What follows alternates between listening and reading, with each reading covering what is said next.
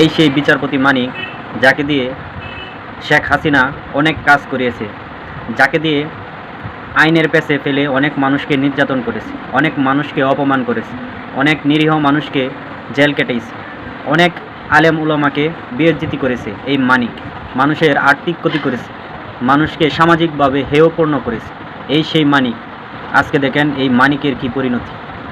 এই মানিক থেকে আমাদেরকে শিক্ষা নিতে হবে। প্রত্যেকটা মানুষ কিন্তু ক্ষমতার অপব্যবহার করলে এরকম পরিণতি হতে পারে বা হবে। আল্লাহ ছাড় দেয়, ছেড়ে দেয় না। এটা থেকে আপনারা শিক্ষা নিন। এই বিচারপতি মানিক যে অন্যায় করেছে, আপনি এই অন্যায় করার আগে 10 বার ভাববেন যে আপনি এই কাজটা করবেন কিনা। আজকে আল্লাহ তাকে এই অন্যায় যে জুলুম মানুষের উপর করেছে, আজকে দেখেন তার পরিণতি কী হয়েছে। তার পরিণতি এত ভয়াবহ হয়েছে যা বলা বাহুল্য। আপনারা নিজের চোখে দেখেছেন এই মানিকের কী পরিণতি। আল্লাহ আমাদেরকে হেফাজত করুক, রক্ষা করুক এরকম